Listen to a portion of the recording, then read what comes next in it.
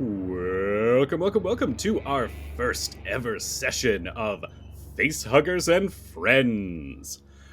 This is your very first premiere Alien RPG game with the Umbrella Podcast Collective. These fine podcasters have agreed to join me in space, where no one can hear you podcast. Thankfully, that's not true because we are joined by several friends who are going to be playing the Alien RPG today. We have veteran role players and first timers who are going to be exploring the dark future at the behest of Weyland-Yutani. But before we get into that, let me introduce our players. Up first, joining us generously from Ireland, we have Kevin. Can you tell us a little bit about yourself? Hiya, I will. My name is Kevin. I am playing the character Tamura Lucky Saburo, who is going to be fantastic because he has a name called Lucky. I have obviously watched all the Alien movies. I'm an expert enough to know that a character who is brazen enough to call himself Lucky is 100% going to die. There isn't a chance this guy is surviving. But I'll try and keep him alive as long as I can. And yeah, I've played, the usual Dungeons and Dragons game. Watched for 2 years now, the same campaign, and that character is going well. So awesome. Yeah. My wife is a veterinarian, and she gave me a very stern talking to of you never ever name a dog Lucky. You don't do it because that dog is going to have terrible things happen. Well, unfortunately, Tamura Saburo is part dog, so he's a dog human hybrid. So yeah. Well, don't spoil everything just yet. We're going to find out about his powerful golden retriever energy soon. Sweet. All right, and next on my screen, Laura. Well, hello, I'm Laura, and I will be playing Lee Fen Bao, your friendly neighborhood colonial marine.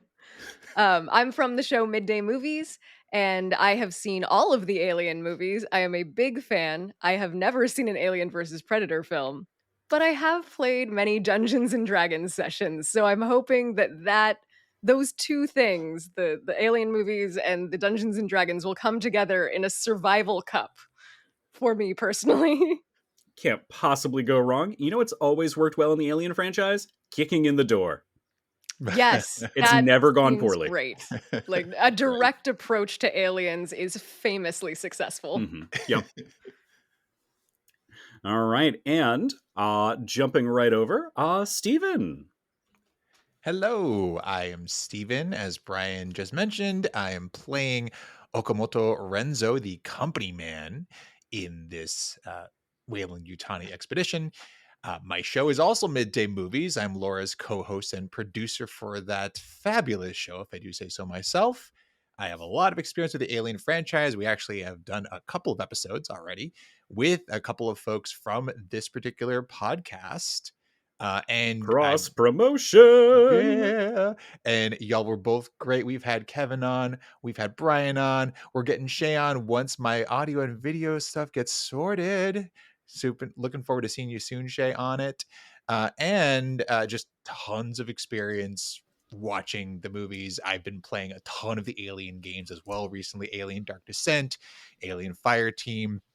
I'm just full immersed into the Alien franchise right now. And I played like years of D&D, so I'm ready to go. All right. And Shay, would you tell us a bit about yourself? Hey, I'm Shay. I'm playing the Amelia Edwards character, and I am fully convinced that this is Ripley because I am a pilot and I have a very stylish jumpsuit. So just come at me, bro. Like literally my bro, come at me. Because my brother's on this call with us too. I am one of the hosts of the Rainy Day Rabbit Holes podcast, where we talk about unhinged history and weird history in the West. I am a huge Alien franchise fan. I even enjoy the bad movies. I enjoy complaining about them. But yeah, I love this genre. Alien movies are kind of like my happy space. So when I'm stressed or upset, I turn on Alien or Aliens or Alien Romulus, and I just feel better. I don't know why. And I am the RPG version of the group. I am excited to introduce you to this incredibly weird hobby. And she's the Ripley, the one who's never dealt with this scenario. I mean, case in point, Ripley had never fought an alien, but True. Touche. did a pretty good job. She's the only one that survived. Take that, John Hurt. Yeah. Sometimes you've just got a knack. Mm-hmm. And you've helped introduce our final member of the group, Jason. I'm Jason. I'm playing Freya Jaden, the lovely colonial marshal. So I am occasionally make a guest appearance on Shay's podcast, Rainy Day Rabbit Holes. And this has been a hot minute since I've played any sort of RPG, so this will be a nice refresher. Excellent. All right, dear listener, with that, let's jump into the world of Alien. And of course, if we're talking Weyland-Yutani, there's only one thing that can come to your mind. Debt. You can close your eyes and see the exact balance that you owe. After all, how could you forget when the Weyland-Yutani Corporation so helpfully keeps sending reminders, notifications, past due announcements, and collections agents to try and shake you down for that exact value? You can chip away at it, claw at it, steal, beg, and borrow to try and bring it down, but it never works. Somehow, there's always another form to submit, another late fee, another stone that is added to the pile that you're slowly being buried under. That is, until you got the offer. One Mr. Johnson, Executive Director of Interstellar Operations on Doman 4, offered you a lifeline. A way to not just bring down your debt, but have it completely forgiven. A single ray of hope that flickers ever so feebly before you're sent to a debtor's prison planet, or worse. That flickering light of hope seems to come in through the metal shutters, partially shut, in Mr. Johnson's office. Red-orange light filters in through those shutters into the lavish executive suite. That light dances through the room, coming from one of the twin suns orbiting the colony on Doman 4. Through the metal-shuttered windows behind him, you can see that first sun just beginning to drop below the horizon through a haze of cigarette smoke. Mr. Johnson says nothing for another moment, instead opting to take another long drag on his cigarette. He savors that smoke in his lungs before letting it out again.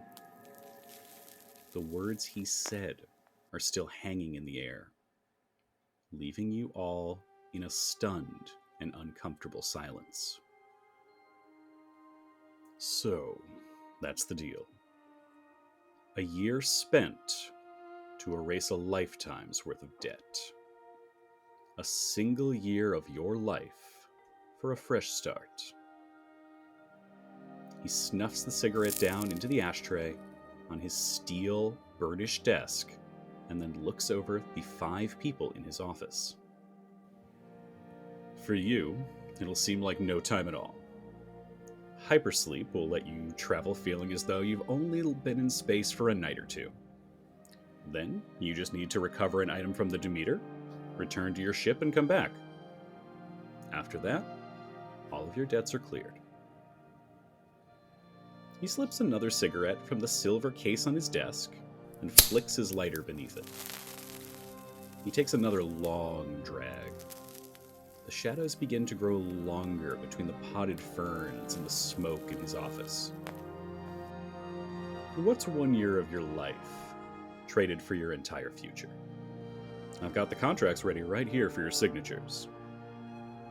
So, are you in?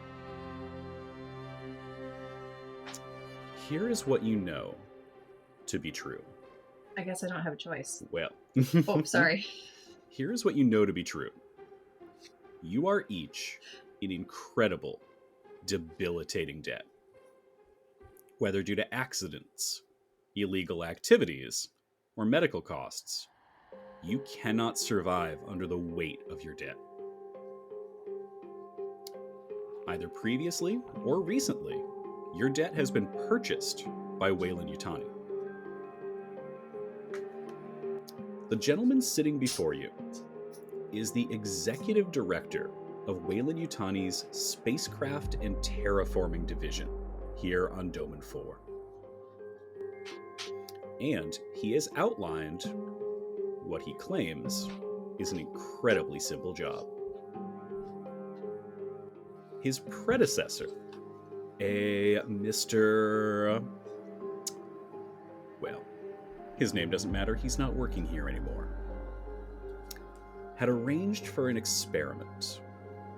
A ship called the Demeter was testing a new experimental engine outside of United America's space.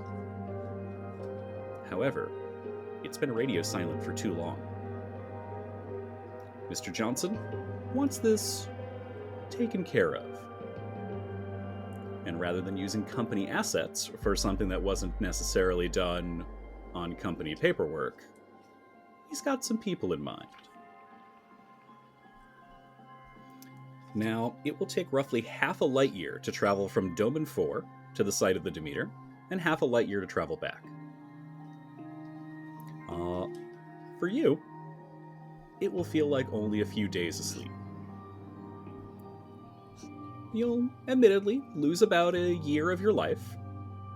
However, the entirety of your debt will be forgiven by Weyland-Yutani. Shay, tell us what Amelia looks like and how she's feeling about this offer. What Amelia looks like her actual physical appearance. I mean, I hear she's got a killer jumpsuit. Okay, she does. Very stylish jumpsuit, popped collar and all. So, I'm Amelia Edwards. I've got short, dark, curly hair, a little bit wild, steely blue eyes, and a perpetual deadpan expression on my face. I always have gum, snacks, or smokes, or something else tucked into the multiple pockets of my very stylish MK50 compression suit.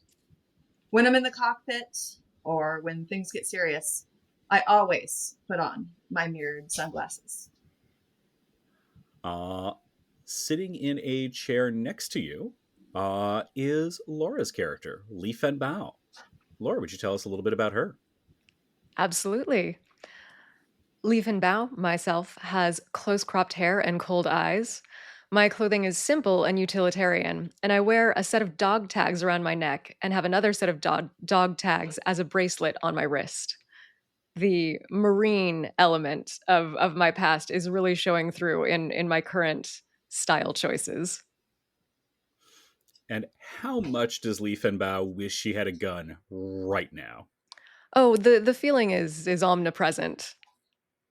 But pretty much anytime she doesn't have one, she wants one. Yeah, and particularly when talking to company men of the Weyland-Yutani sort. Mr. Renzo will remember that. I feel like we had a little telltale thing pop up. I don't know, Leaf and Bow, did you... After you, Shay? Did you check my pockets? There might be what you need in there. I have many pockets, remember? Yeah, I'm just delicately, sneaking my hand across the chair, furrowing into 1 to 12 of your pockets. Into my very large. Trying to determine from size. And you can pull out a kitten out of one. Which doesn't solve my problem, but solves another one. There's a kitten in one. There's a sandwich in the other one. Probably best to not bring any kittens into your Remember, pockets. kittens help you survive xenomorphs. That's what I hear. Now, interestingly, there is a very well-dressed man sitting across from you on the other side of the room, who certainly looks like a Weyland-Yutani executive, although probably not at the executive director level. Steven, what does Okamoto Renzo look like? Okamoto Renzo, or Mr. Renzo, as he introduces himself to people, has a disarming smile, is impeccably dressed and groomed, He wears a suit always, and this particular suit is cut to his exact measurements. He has monogrammed silk tie, and he frequently touches the gold wedding band on his left hand. He has a determined look on his face, and he's a bit no nonsense, although he does seem a bit desperate at this point. So no nonsense, desperate, determined, but definitely big company man vibes. Mm. And he's feeling both about the offer. He's feeling both hopeful, but a bit skeptical because he's worked with the company long enough with Weyland-Yutani to know that everything at Weyland-Yutani comes with a price. Mm-hmm. Well, you know who might not think that? Our luckiest character, Kevin. Probably a little bit uncomfortable being in an executive director office. How is Lucky feeling right now? Well, Lucky is a little bit uncomfortable, but more out of like, wow, I've never thought I'd get to this office. He is just so thankful, to get a chance to make back some money, pay back some money after the the unpleasantness. But anyway, Tamura Lucky Saburo, he's a heavy set man with thick shoulders and working muscle. He has the look of a long haul space trucker who's seen it all from many a trip and many a job. He also keeps a small crucifix tucked in the band of his workman's knitted cap that he has kept on, but he wasn't too sure whether that was appropriate or not.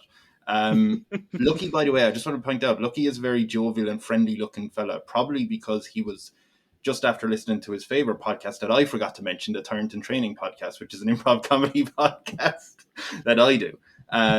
So he's been listening to that all morning. But yeah, he is sitting there. He is ready to go. He's kind of hoping. He has the look of someone who would like to have a cigarette as well. So he's kind of like, "Can I, Mr. Johnson?" A little jittery, yeah. If you don't mind, but he's figuring out. But he is ready to sign. Yeah, no, never from the boss. No, okay, he is ready to sign it. He is all in.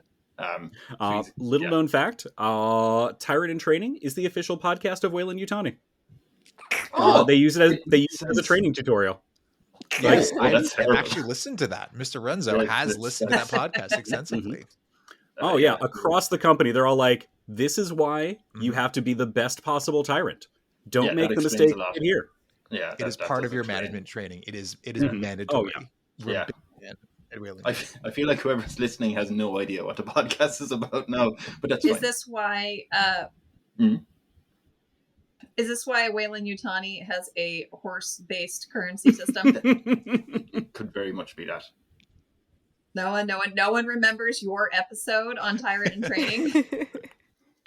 Well, they're just going to have to check out Tyrant in Training to find out. Stephen and Laura. But yeah, so Lucky is sitting there like a coiled animal, but a friendly one, ready to strike and sign that deal. Amazing.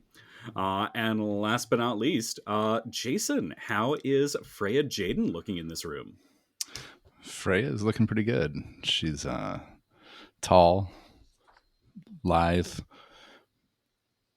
red hair with a few gray hairs poking through here and there. Little worn, little frayed, and haggard, but she holds herself well. She's got an old leather marshal's jacket that she carries with her, wears tons of patches on the shoulders, showing that she's been around the galaxy once or twice.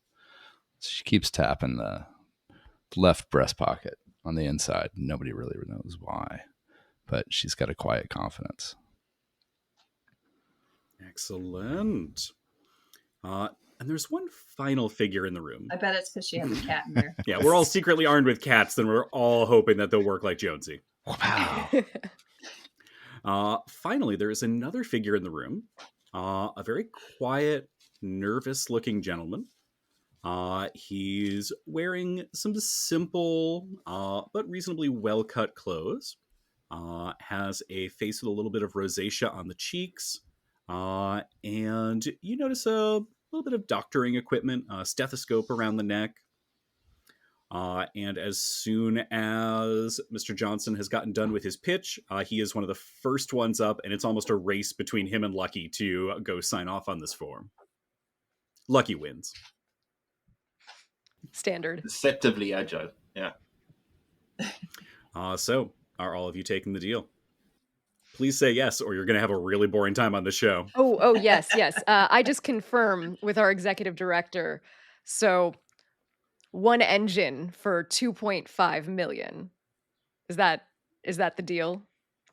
I get you this experimental engine. I return, and 2.5 million erased from my debt.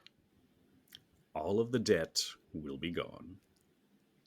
Thanks so much, Mr. Johnson. I try and shake his hand. I'll hold out my hand. He does. He does. Oh, yes. Oh, I am so proud. I am shaking so hard. I'm signing. And he gives you a very patented corporate smile. Oh, this is amazing. What's that? The crow's feet at his eyes just kind of shrink up just a little bit. I turn to face the rest of him like I'm taking a photo, hoping someone will take a photo. This is amazing. All right, I nod with easily perceived aggression. Well, I'm trying to play it cool, so I slide on my mirrored sunglasses so he can't see the desperation in my eyes, and give him a small, almost imperceptible nod of agreement. I mean, I do have a mountain of debt and bail bonds following me around like a ball and chain. He kind of smiles as you give him that very imperceptible nod. Additionally, Miss Edwards, I believe you came in on a ship, the Persephone, is that right?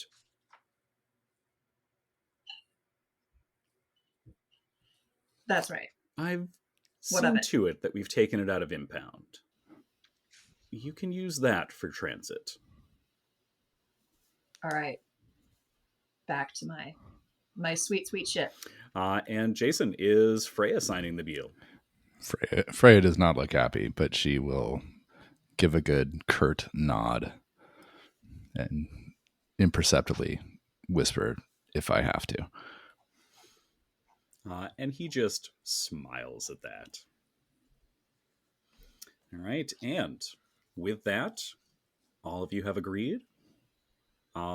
It is a quick rush being escorted by Weyland-Yutani security to the waiting Persephone. The ship has been fully fueled and outfitted. I tried to shake hands with the security men. Did they shake my hand? They do not. You get a sense of they're much more no-nonsense kind of folks. Yeah. I just give him a friendly pat in the back. Good job. Yep. I give Lucky a sidewise glance and go, You're not going to want to interact with them. They're a bit of a rougher sort. They not. See these wrinkles on my face. I've been around blue-collared men like these all my life. Don't worry. I promise you, the Weyland security types they're rough. They're rough, but they just don't like being bothered. I'm just trying to look out for you here. No problem. I tell you what, put out your hand. I put out my hand. It's quite rough from the years of space trucking. See these? They're rough. Don't you worry. I'll do a good job. All right, that's fair. That's fair. You know, I know my way around this company, and I just want to let you know, like, this is what you're looking into. This is what you're looking no problem. Oh, I'm not arguing. I salute him. I give him a salute. No salute necessary. I'm not that level of employee at Weyland-Yutani. I'm just here with you, working off my debt as well. I'm proud to be on your team. I made a friend. The 6 of you are led to the Persephone. Inside, Shay, everything looks almost suspiciously clean.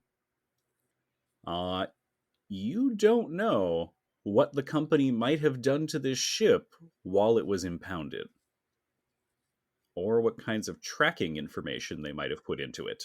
Yeah, my ashtrays are in a different place. And they are spotlessly clean. Oh, kind of like a $400 billion jet? Yeah, like a, say, $500 million jet. It's so weird. It's all full of stolen gold. Who knows? There are a set of packages that have been laid out for each of you, which contain your personal effects. There is a suspiciously large one for Li Fen Bao that has danger munitions marked all over it. You'll enjoy that later. And you have been given a set of pre-programmed coordinates into the mother unit that helps run the Persephone. Do I have enough cigarettes for the next year? For you, you have enough cigarettes for the next couple of weeks, which is what you will perceive the next Yeah. year to be like. Okay, Yep. I'm going to go through 20 a day. Yep, So reasonable. 3 years, that's fine. That's fine. Take that, lungs. I'm going right back into debt to have those replaced. It's the future, baby. Medical insurance cure me. Ooh, I got bad news about the kind of future this is. Lucky boy. thinks medical insurance will cure him. It will if you're an executive director. Don't make me bring out the pocket sand. We got to save something for the xenomorphs. Yeah. Okay. So, the ship purrs like a kitten, Shay, as you get it up and running. It feels good to be back in the driver's seat. You plug in your coordinates. You set Mother to operate independently. And the 6 of you can enter hypersleep.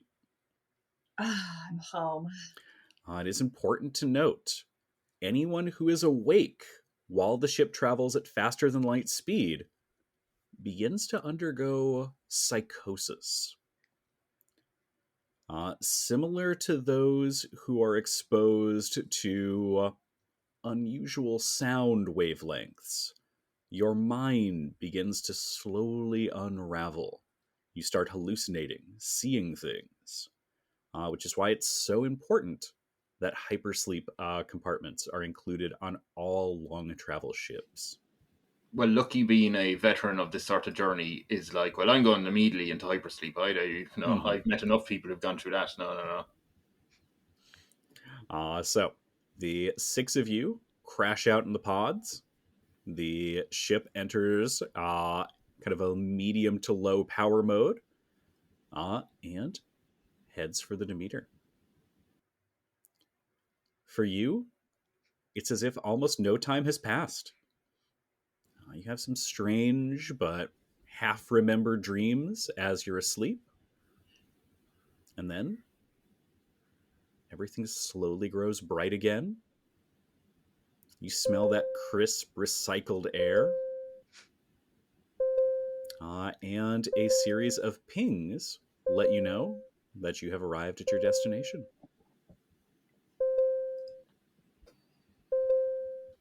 It takes no time at all for a skilled pilot like Amelia Edwards to perform a docking maneuver. And you are able to connect your ship with the Demeter. That's me. Mm-hmm. The best of the best pilots. Piece of cake. Absolutely. I'm in the pipe. 5x5. Perfect. Yes, yes. Thanks, Lambert. That 6th member of the group, a kind of nervous-looking man, looks to you all and introduces himself as Dr. Jack Powell. He is also deeply in debt, although he won't quite meet any of your eyes. He sort of looks away and fidgets with his hands. Will he shake my hand? He absolutely will not. I don't trust this guy. He's Weasley. I look at Jack, and there's a moment of recollection, of recognition that hits me, and I approach him and go, "Hey, I think I know you from somewhere. Have we met before?" Yes, actually. We've met briefly, Mr. Renzo. I believe I knew you during a convalescence period. Yes, Jack, right? Jack? Is that Jack? That's, yes. I think your Dr. name. Dr. Jack Powell. Yes. That's right. How are you? It's been a bit. I'm abiding. Oh. I've been doing passably well. It's just debt. It seems it leashes us all. Yes. In that boat, we're in the same place. So, unfortunately, I'm also here for the same reason. But glad to have you around. Always feels like things go well when you're around. Good to see a friendly face. Same. Anyway, I'll let you get back to whatever you're doing. But he yeah, begins kind of unpacking his personal effects. You see there's a medical bag in there, some various canisters and containers. Yeah, I was Leaf actually- and Bow. Oh, sorry. I'm watching this exchange quietly, suspiciously, as I'm unpacking my own munitions. Just like giant clips that affix to little like attach points on your vest. Oh yeah, grenades, grenade launcher, very large gun. I get visibly more relaxed the more gear is placed upon my body. Hoorah! I grow a little bit more worried the more weapons she puts on her body. The more grenades come out, the more Lucky's like, oh god, what have I signed up for? Yeah, it's not good space trucking. While I'm unpacking, I turn to Freya, I presume, who's near me, and I go, "Hey Freya, you want a cigarette?" And I click open the box. Apparently Freya was Freya. unimpressed. Freya. Sorry. I'll wait here all day. Don't you worry. You take your time. Takes a while for the sleep to knock off. still This is what waking up. editing's for. Still waking up. Freya doesn't visibly respond immediately. Here, you can have my lucky one. There was one turned upside down inside, and I flick it out even more. Freya reluctantly takes it, and There you go. tucks it away inside her her worn marshal's jacket, and says, "I'll save that one for later." I do that kind of click with the finger gun. Nice one, and I light my own one. We can play billiards later. I go back to unpacking, smoking. Well, I mean, that's going to be kind of difficult because all of the balls are silver. Don't worry. Before I left, I marked a little red marker on some of them. But it might be first. silver. It's not my first rodeo. Don't you worry. I'll handle entertainment. And as you're all kind of suiting up, Dr. Jack looks back and forth amongst a lot of you. I wanted to say I'm perhaps not necessarily the best in dangerous situations. Given my background, I think it might make sense if I wait here close to the ship. I've got a radio. If any of you have radios on you, I can be a communications point here, and if you need medical attention, you can come back this way. God, I hope no one needs medical attention. Dr. P, don't worry. It's not going to be a dangerous situation. But if you want to stay here, I'm not going to stop you. Wait, Jack, should we be worried? Are we expecting hostile encounters here? Like, what's the deal? I thought this was supposed to be a cut and dry situation. Jack looks at you just almost somewhat dumbfounded. This came from the company. Of course we're expecting danger. What? Consider the amount of money that your debt looks like. Do you think they'd wipe that out for cut and dry? Well, no, but I didn't think we'd be encountering like actual danger here. You know, I mean, I've been working behind a desk for a long time. They wouldn't do that to us, right? I assume they wouldn't, but Of course they wouldn't. Sorry, I interrupted. Of course they wouldn't. They're not going to send. This is a big company. They're not going to send, good hard workers out on a war zone. Don't worry about it. You're getting too jittery. Exactly. You work Dr. with the Jack company, just for God's sake. stares at you with a dead face.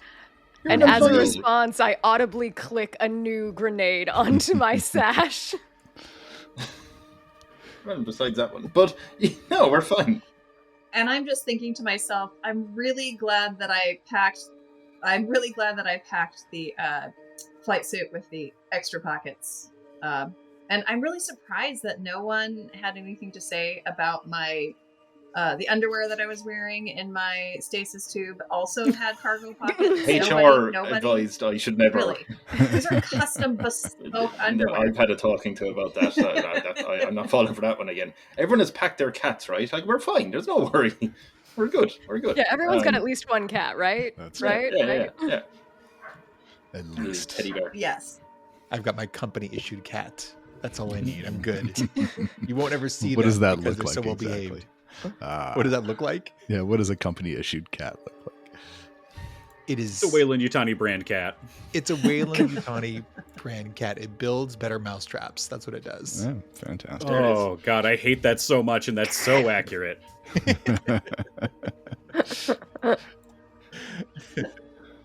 It's all black cats or Suits. corporate cats. Yep, those are suits. Oh, then maybe it should be tuxies. Aw. Tuxies. Oh are yeah, or corporate they've cats. evolved to develop a business tie in the front. Mhm. Oh, I like that. Oh, let's be fair. It's Weyland-Yutani. You would have a W on one side and a Y on the other in the fur print. Mhm. Oh, They've good genetically point. engineered them to be corporate branded. Oh, well then maybe it should be tabbies. Because all tabbies have an M on their forehead, but upside down that's a W. So All right, so cat conundrums, just notwithstanding. saying. All right. Well, I am suited up. I've got my boots on. I've got my extra pocket flight suit on. I'm ready to rock and roll. Let's do this. Fantastic. Mhm. We're wasting time. And with that, the 6 of you head to the airlock. Before we leave, Freya takes one last glance around Amelia's ship. I'd like to do a roll for perception. Maybe a anything little out snooping? Yeah, do a little snooping. Anything perception or anything out of the ordinary on Amelia's ship before we leave it. Excellent. Can you give me an observation test? Observation. Okay, that's 3. So that'll be your observation plus your character's wits. So that should be like 8 dice for you. 8 dice. Okay. Mm-hmm. Okay, perfect. Good. So that is 2 successes out of 8 dice. So you, while everyone's kind of getting suited up, getting themselves taken into kind of the mindset, you're seeing grenades being loaded up, cigarettes brought out, fancy gold watches strapped to wrists, flight suits adjusted. You kind of discreetly sneak away and poke around the Persephone for a little bit. This is, on its surface, a very clean, neat, and organized ship. However, it becomes very readily apparent. This is absolutely a smuggler's ship. I knew it. There are little hidden compartments. There are air ducts that are not actually ducts. They are just false fronts that have hidden passages behind them. You spot little holds and places where things could be hidden. Admittedly, almost all of them look empty. However, you are pretty sure that Weyland-Yutani has not necessarily searched every single one of them. And there may be some that they didn't even find.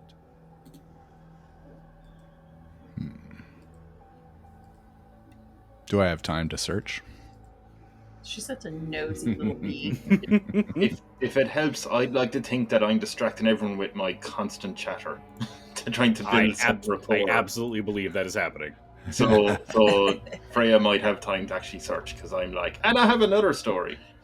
In time to training. Oh yeah. Yes. So yeah, that's how you were able to kind of get away for long 100%. enough to be able to do that search. Was by Lucky kind of enthusiastically distracting everyone for you.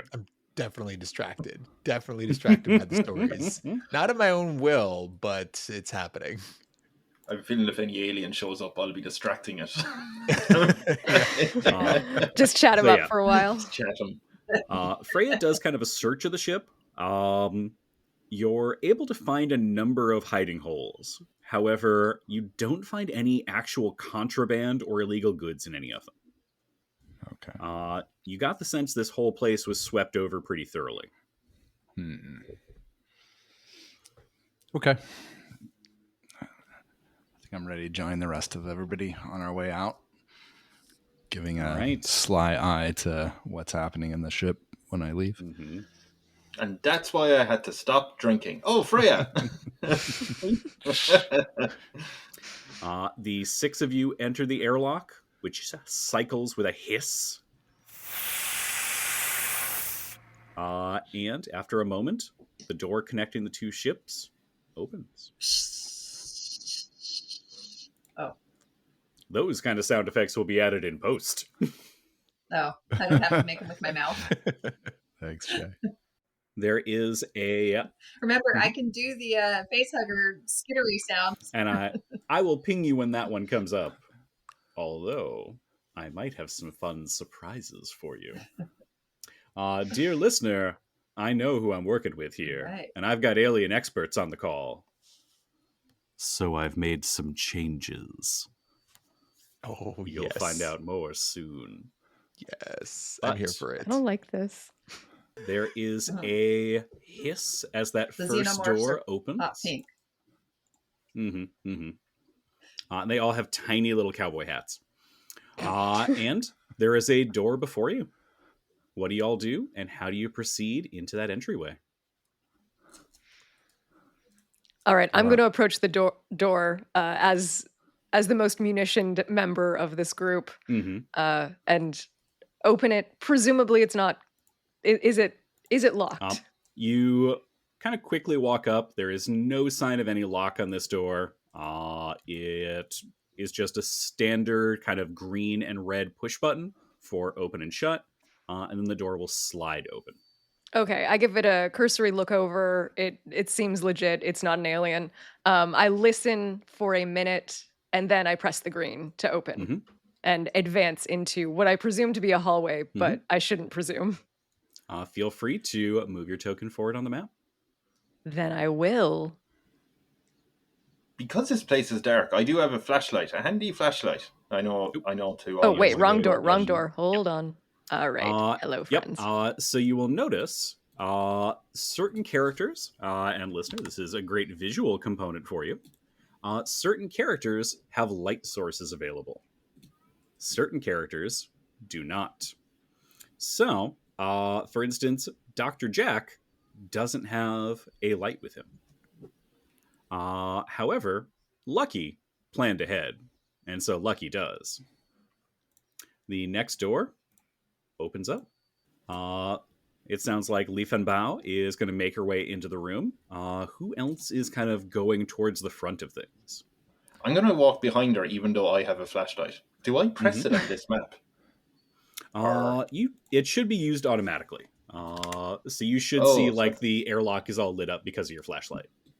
Well, I can see the word airlock on it, but I can't see the whole room. If you move into that room, it'll open up. Oh, all right. 1 sec. I'm after. Yeah, I'll get back into it. I'd like to approach the door, but as I go through it, I'd like to observe around me for signs of life, both dangerous and non-dangerous. I'm going to do an observation roll.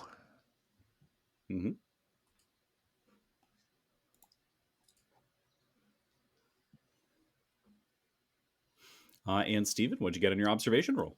I got 1 success. And out of how many dice?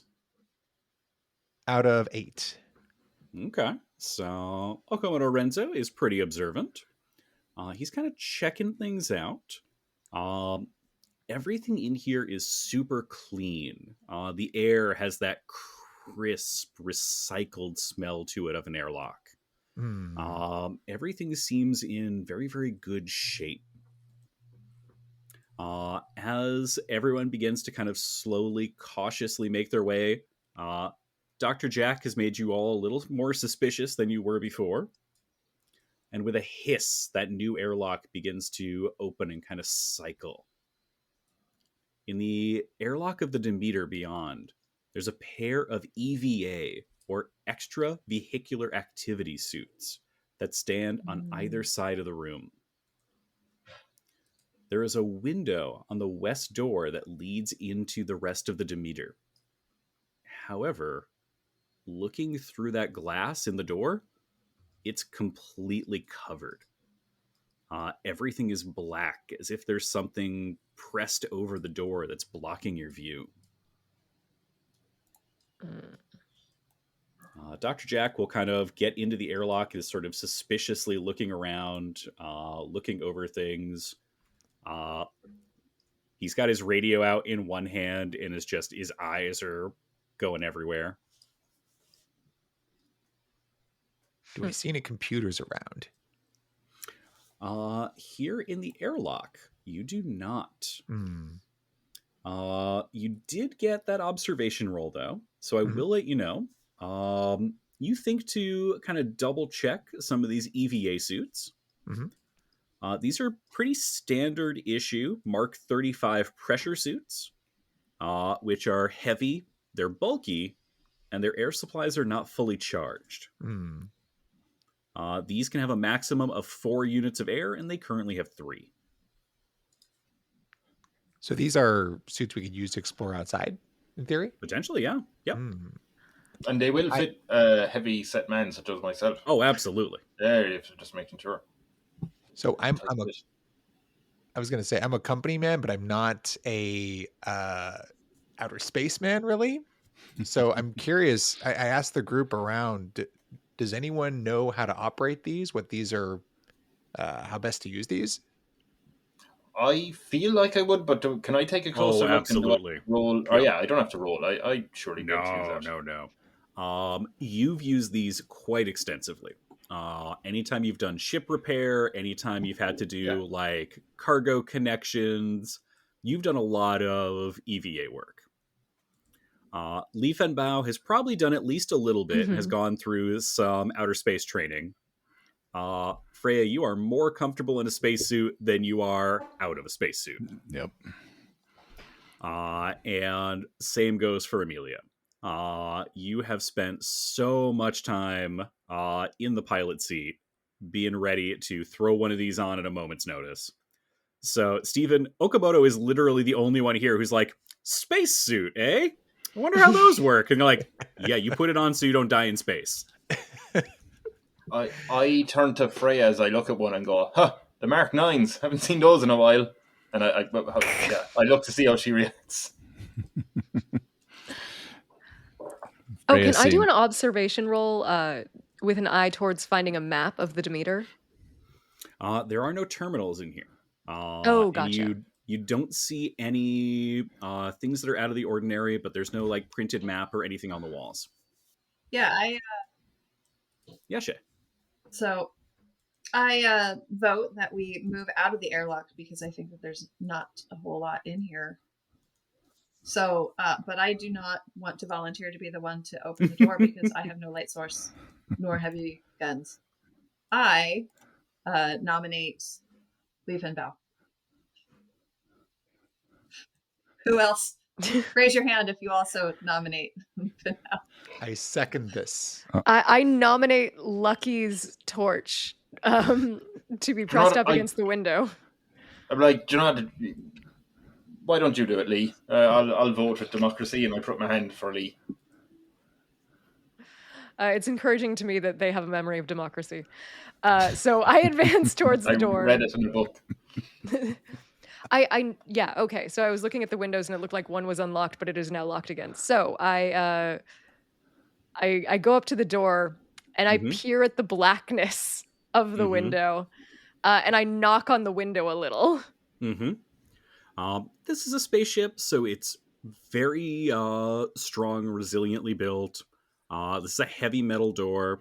Again, that same simple button press could get it open. But you're looking into that little window. And it's either very, very dark beyond there in the next room, or you've got something that's covering that window. Yes. That was the reason that I knocked on the window to see if it could be moved or lodged or be awakened. Has the darkness changed at all? You hammer on that several times, and you do see something kind of shift a little bit.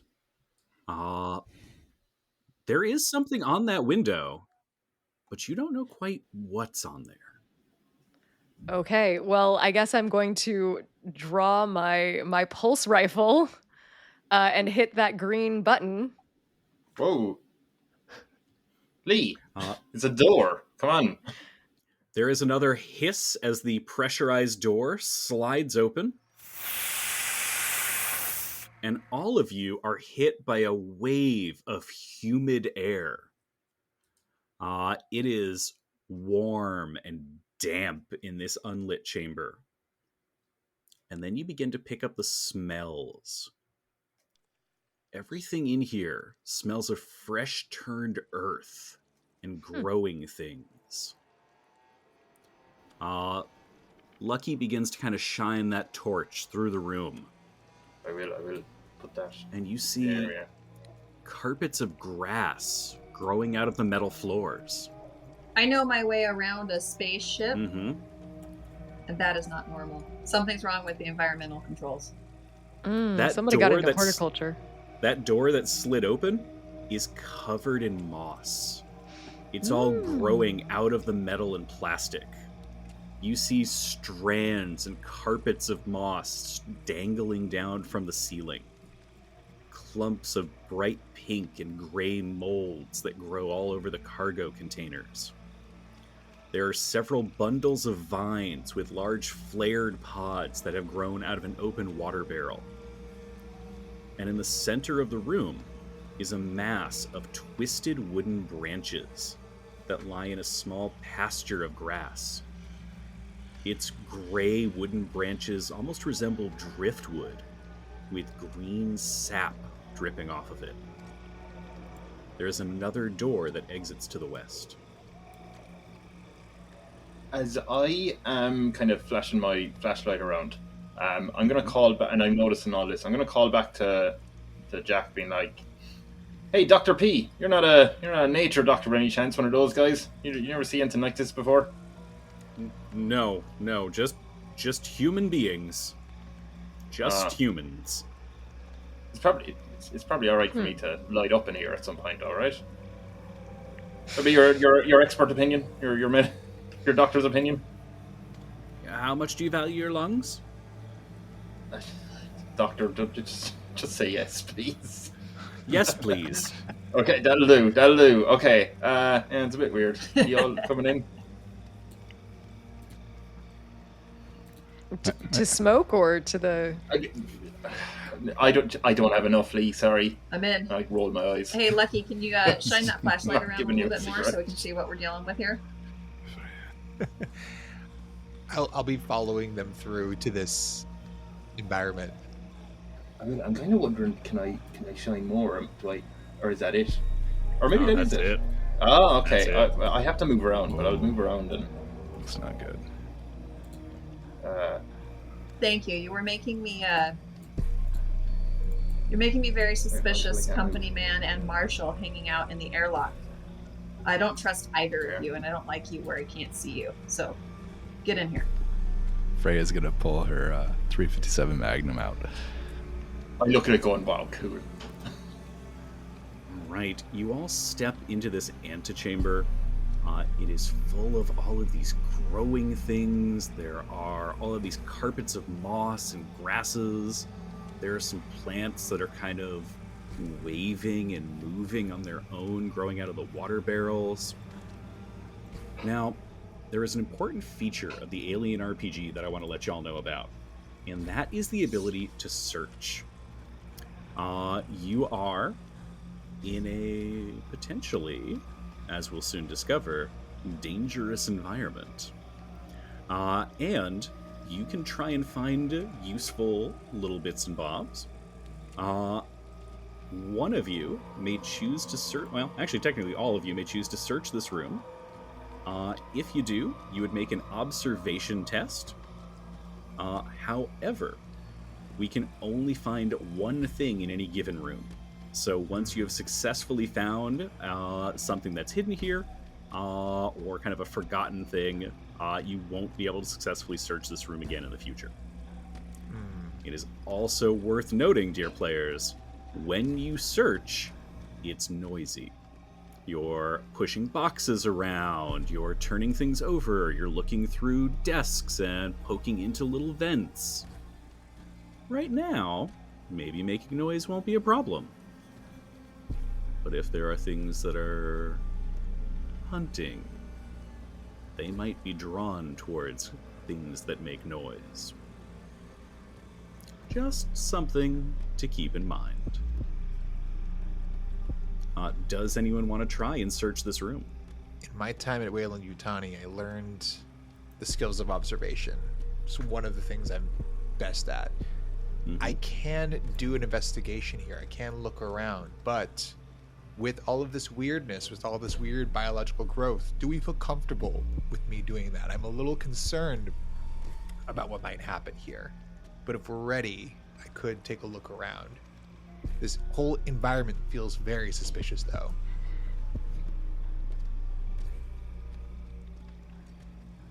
I mean, all I'd do is I'd help you with the flashlight I have on if I saw that you were going, having a look. And searching around. Oh, Okay. I would resentfully allow it. Second. All right, Steven. I will take Steven, roll an observation test for me. that. All right.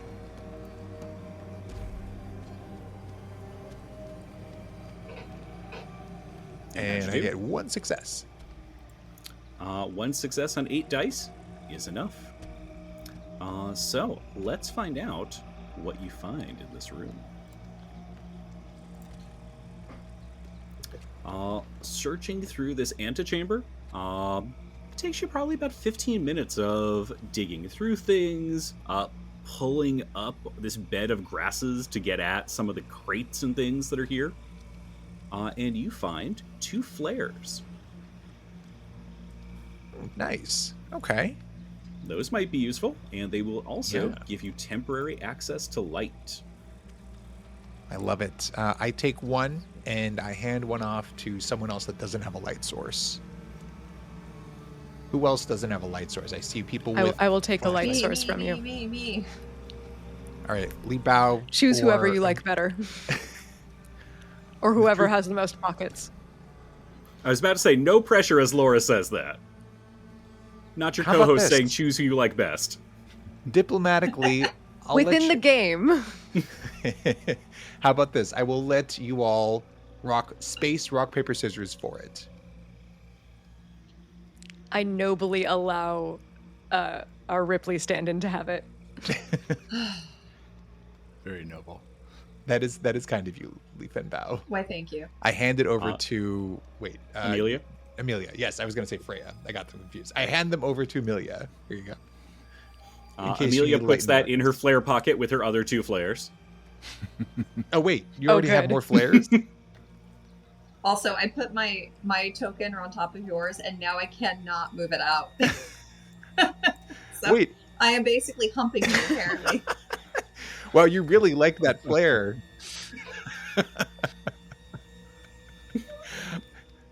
Amelia, I moved off your character. I think you should be good now. But wait, you said you have 2 flares already? Thank you. You're like, get off of me. I've moved off of your character. I've moved off Amelia. I'm not on Classic company, man. Like, stop humping my leg. you. Wait, Amelia, you said you I'll have give you 2 the other flare. flares already? Brian said that. Amelia said nothing. Oh. No, I don't have any flares.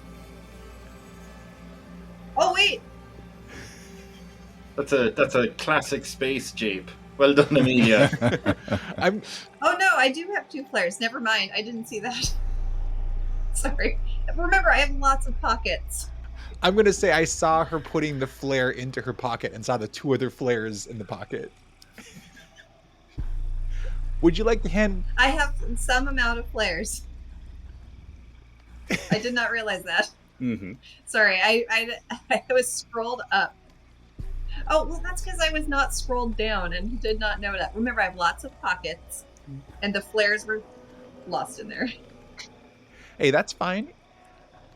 Lots of pockets. Renzo was all over you for a second, inadvertently. Would you like to hand one of them to Leaf and Bao? I'm hearing no. Amelia, hand her a flare. Let's move on. Okay. Fair enough. Is there anything else that y'all are doing in this antechamber? There's that large kind of pile of driftwood. There's these waving plants. There's all this moss hanging from the ceiling.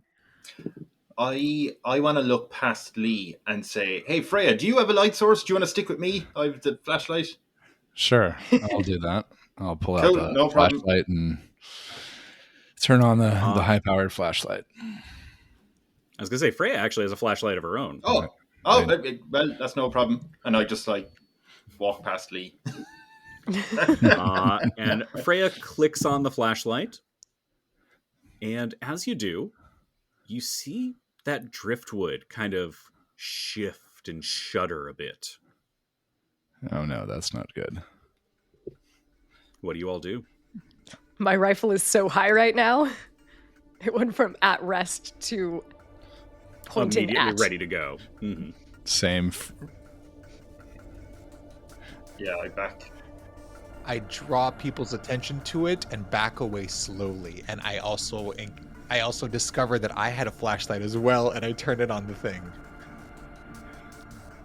Freya's also going to pull her sidearm and aim it at the chamber, or aim it at the driftwood. I am apparently on top of Akamoto right now. I'm gonna stand. It's a cramped spaceship. Yeah. It's a cramped spaceship. I'm reluctantly going to move in front of Akamoto here. Good call, Freya. If you want to stand in front of me, I am okay with that. I'll be behind as well. I'm with Akamoto. You kind of all shift around as you notice this thing suddenly moving a bit as the lights started to come on. And the longer you look at it, the more you begin to notice unsettling details. What you at first thought were certainly just long, protruding branches begin to more and more resemble fingers. A bent piece of wood kind of looks like a knee. Guys, it's Evil Groot. As you look closer, you spot what almost looks... No. What is definitely a human face looking out from that wood. Its eyes dilate as it looks into the light, and it coughs, spraying a greenish liquid from its mouth. Oof. And in a frail, reedy voice that should not be coming from what is certainly an inanimate object, wheezes, "Praise them!" And it suddenly goes very, very still. Oh, dude, never trust the terraforming director. We'll find out more about what that is, though, next time. Oof. Dun, dun, dun. All right, and with that, we are going to wrap up our first ever session of Facehugger and Friends. I cannot wait for you to find out what happens next. See you all next time. Hello, dear listener, and thank you so much for checking out Facehuggers and Friends, an alien RPG actual play podcast featuring members of the Umbrella Podcast Collective. Our theme song is Heart of the Beast by Kevin MacLeod, and you can find his music at www.incompetech.com, where there's an incredible selection of available music. This episode also features music from artist The Whaley, and you can find his work on YouTube and his Patreon. Links to the individual tracks are in the show notes. Amelia Edwards was played by Shay from the Rainy Day Rabbit Holes podcast. Li Fen Bao was played by Laura Fones. Okamoto Renzo was played by Stephen Frothingham, and you can catch both of them at Midday Movies. Tamura, Lucky Saburo, was played by Kevin from the Tyrant in Training podcast. Freya Jaden was played by Jason, who you can sometimes find on Rainy Day Rabbit Holes. I'm your host and game master, Brian Kershaw, and you can find more of my work on Spirits and Monsters of Old Seattle. We are all proud members of the Umbrella Podcast Collective, and you can find our shows and other wonderful podcasts by looking for the Umbrella Podcast Collective on Instagram and other socials.